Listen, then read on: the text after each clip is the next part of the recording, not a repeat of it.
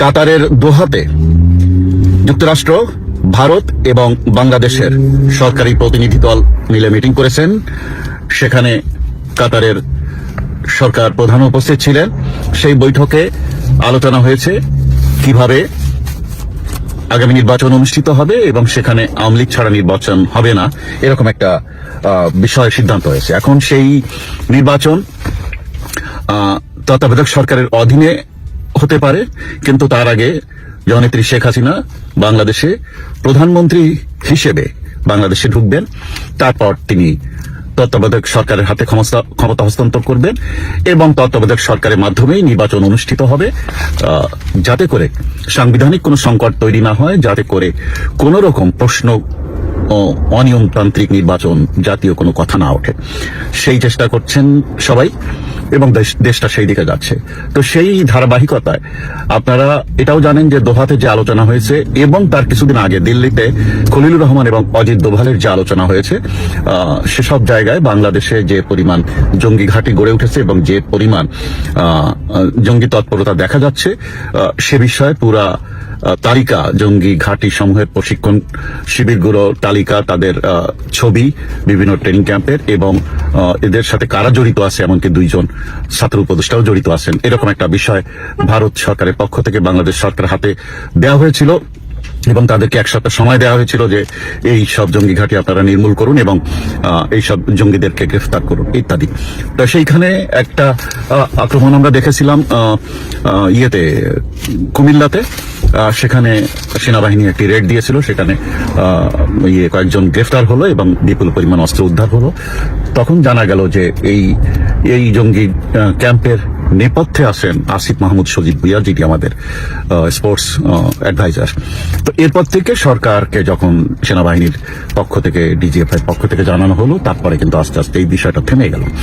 তো এরপর দেখা যাক, এখন জানা যাচ্ছে যে 30 নভেম্বর থেকে 5 ডিসেম্বরের মধ্যে বাংলাদেশের বর্ডারে আক্রমণ হতে পারে ভারতের পক্ষ থেকে, সার্জিক্যাল স্ট্রাইক হতে পারে, জঙ্গি ঘাঁটিগুলোতে আক্রমণ হবে এবং মিয়ানমারের এই যে আপনার আরাকান আর্মি, তারাও বাংলাদেশের সীমান্তের ভিতরে প্রবেশ করবে। ইতিমধ্যে তারা 350 জন জেলেকে, আমাদের যে যারা মাছ ধরেন জেলে, তাদেরকে ধরে নিয়ে গেছে আরাকান আর্মিরা এবং তারা তো প্রায়ই আমাদের ভেতরে এসে, বর্ডারের ভেতরে এসে গরু, ছাগল এইগুলো যা খুলে নিয়ে যাচ্ছে, অনেক সময় মেয়েদেরকেও তুলে নিয়ে যাচ্ছে ইত্যাদি।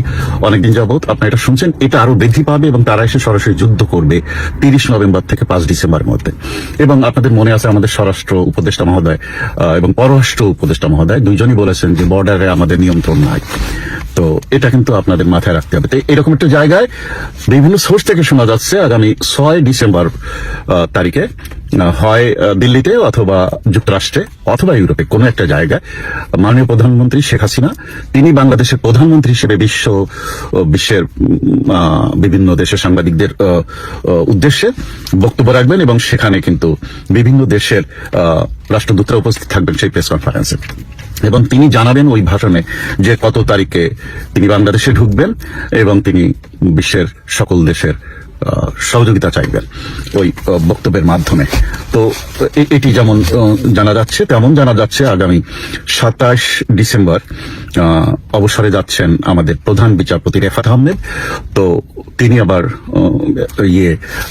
আমাদের যে তত্ত্বাবধায়ক সরকার বিষয়ক একটা আইন আছে, সেই আইন হলো সংবিধানের রিভাইভ চ্যাপ্টার 2A অনুযায়ী নির্দলীয় তত্ত্বাবধায়ক সরকারের হাতে নির্বাচন পরিচালনার দায়িত্ব ন্যস্ত হওয়া উচিত। কারণ এই তত্ত্বাবধায়ক সরকার প্রথা ফিরে এলে আর অন্য কোনো সিস্টেমে বা যে সিস্টেমের গভর্নমেন্ট নাই, সেই সিস্টেমে নির্বাচন পরিচালনা করার অধিকার থাকে না কারোরই। তো সেই হিসেবে ইন্টারিম গভর্নমেন্ট বলে আমাদের কনস্টিটিউশনে কোনো শব্দ নাই, তারা আর এগুলো করতে পারবে না, তত্ত্বাবধায়ক সরকারের অধীন হতে হবে।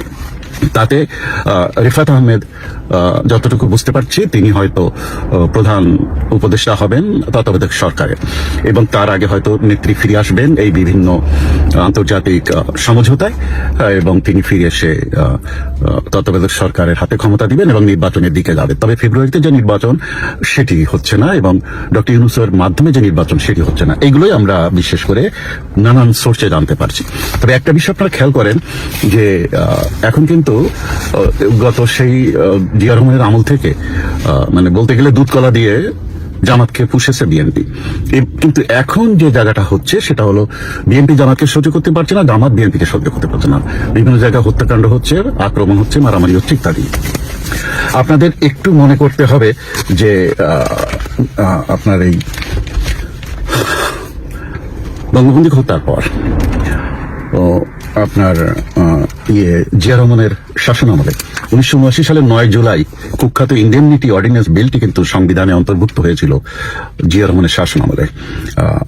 তো এবং সেই সময় থেকে বঙ্গবন্ধু হত্যার বিচার করা যাচ্ছিল না, এটির সাথে কিন্তু জিয়া রহমানের সরকার জড়িত।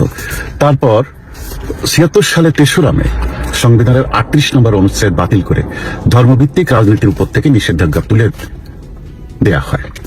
এরপর 1977 সালের 22 এপ্রিল সরকারি প্রজ্ঞাপন জারি এবং পরবর্তীতে 1979 সালের 6 এপ্রিল পঞ্চম সংশোধনীর মাধ্যমে আইনে পরিণত করে ধর্মভিত্তিক রাজনীতিকে বৈধতা দেন জিয়া রহমান। এই বিষয়গুলো কিন্তু আপনাদের মাথায় রাখতে হবে। এবং এরপরও আপনার এই ধর্মভিত্তিক রাজনীতির দলকে, রাজনৈতিক দলগুলোর প্রতি তাদেরকে রাজনীতি করার সুযোগ দিয়ে জিয়া রহমান এই যে জামাতকে নিয়ে রাজনীতি করছেন, তাদের লোকজনকে রাজনীতির সুযোগ করে দিচ্ছেন, যেটি এ পর্যন্ত চলছিল। কিন্তু এখন যেহেতু জামাত ক্ষমতায় আসার মতো অবস্থানে চলে গেছে, প্রশাসনের প্রায় 70% জামাতের দখলে, তো এখন তারা নানানভাবে ইলেকশন ইঞ্জিনিয়ারিং এর মাধ্যমে ক্ষমতায় আসার একটা চেষ্টা করছে। তখন তারা বিএনপিকে মাইনাস না করলে তারা তো ক্ষমতায় বসতে পারছে না, ঝামেলা হবে। তো এই জায়গায় তাদেরকে নেপথ্য সহযোগিতা দিচ্ছেন ডক্টর ইউনূস, এবং ডক্টর ইউনূস বিনিময়ে রাষ্ট্রপতি হবে।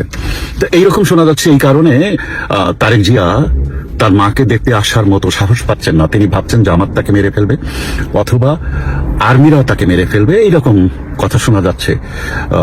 এবং সবকিছু মিলায় মা মৃত্যুসজ্জায় তারেক জিয়া দেশে আসছেন না। সবকিছু মিলায় আপনার জামাত ক্ষমতায় যাবার জন্যে অস্থির হয়ে উঠেছে এবং তারা ধর্মের অপব্যাখ্যা করছেন। মানুষকে বলছেন যে তোমরা যদি বেহেশতে যেতে চাও তাহলে দাঁড়িপাল্লায় ভোট দিতে হবে। কেউ কেউ বলছেন যে কোন নেতা বলছেন আল্লাহ এবার কবুল করে ফেলেছে, সিদ্ধান্ত নিয়ে ফেলেছে যে জামাতই এবার ক্ষমতায় আসবে, তো তোমরা যারা জামাতকে ভোট দিবে না তাদের পিঠে চামড়া থাকবে না। আবার কেউ কেউ বলছেন যে যারা জামাতকে ভোট দিবে তারা লাইন ধরে সেই সব ভোটাররা মৃত্যুর পর বেশবাসী হবেন। তো এটা অনেকে প্রশ্ন করছে, তার মানে আল্লাহ কি জামাত করে? তা পৃথিবীর সব দেশে কি জামাত আছে? পৃথিবীর অনেক দেশে তো মুসলমান আছে, তার সেই সব মুসলমান দেশগুলোতে কি জামাত আছে? এরকম অনেক কথা। তো যাই হোক, ধর্মের অপব্যাখ্যা করে তারা সাধারণ মানুষকে করার চেষ্টা করছে, মানে বিভ্রান্ত করার চেষ্টা করছে। তবে সবকিছু শেষে সত্যের জয় হয়। আপনারা বিশ্বাস রাখুন, এই দেশে আবার মুক্তিযুদ্ধের পক্ষে শক্তি ঘুরে দাঁড়াবে।